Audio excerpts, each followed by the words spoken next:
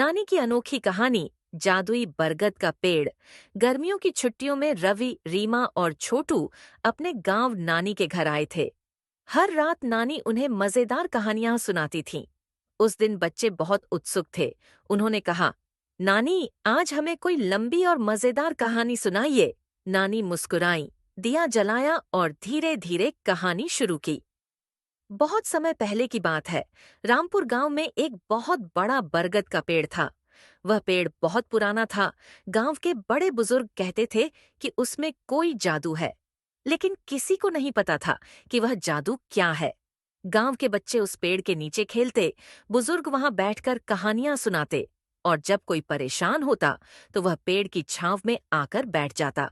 कहते थे कि जो भी सच्चे मन से उस पेड़ के नीचे कुछ मांगता, उसकी मनोकामना पूरी हो जाती थी। गांव में रघु, मोहन और छोटू नाम के 3 दोस्त रहते थे। वे बहुत शरारती थे, लेकिन बहुत बहादुर भी। उन्होंने सोचा, हमें इस पेड़ के रहस्य को जानना चाहिए। एक रात जब पूरा गांव सो रहा था, तीनों चुपके से उस पेड़ के पास पहुंचे। जैसे ही वे पेड़ के करीब गए, हल्की हल्की रोशनी दिखने लगी। वे घबरा गए, लेकिन फिर हिम्मत करके और पास गए। तभी अचानक हवा तेज चलने लगी और पेड़ के पत्ते सरसराने लगे। तीनों डर गए और भागने ही वाले थे कि उन्हें एक मीठी आवाज सुनाई दी। डरो मत बच्चों, मैं इस गांव की रक्षा करने वाला पेड़ हूँ। तीनों ने डरते डरते पूछा, आपकी क्या कहानी है? पेड़ ने बताया, सैकड़ों साल पहले इस गांव में एक दयालु साधु आए थे। उन्होंने इस गांव को खुशहाल बनाने के लिए अपनी शक्ति इस पेड़ में डाल दी। अब मैं हर उस व्यक्ति की मदद करता हूँ जो सच्चे दिल से कुछ मांगता है।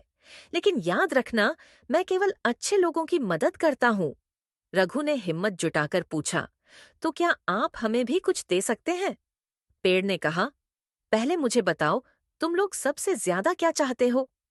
रघु ने कहा, मैं बहुत अमीर बनना चाहता हूँ। मोहन ने कहा, मुझे गांव में सबसे ताकतवर बनना है। और छोटू ने कहा, मुझे बस अपने परिवार और दोस्तों के साथ हमेशा खुश रहना है। पेड़ हंसा और बोला, रघु, धन केवल मेहनत से आता है। अगर मैं तुम्हें अभी दौलत दे दूं तो तुम मेहनत करना भूल जाओगे। मोहन, ताकत केवल शरीर की नहीं होती, दिमाग की भी होती है। अगर मैं तुम्हें ताकत दे दूं तो तुम दूसरों को सताने लगोगे। लेकिन छोटू, तुमने सबसे अच्छी इच्छा मांगी है, खुश रहने की। और खुश रहने के लिए सबसे जरूरी चीज होती है अच्छे दोस्त और परिवार। अचानक तेज हवा चली और तीनों को महसूस हुआ कि उनके मन से सभी लालच और डर निकल रहे हैं। उन्होंने पेड़ को धन्यवाद दिया और घर लौट आए। अगले दिन तीनों ने ठान लिया कि वे अपनी मेहनत और अच्छाई से अपने सपने पूरे करेंगे। सीख, सच्चा जादू।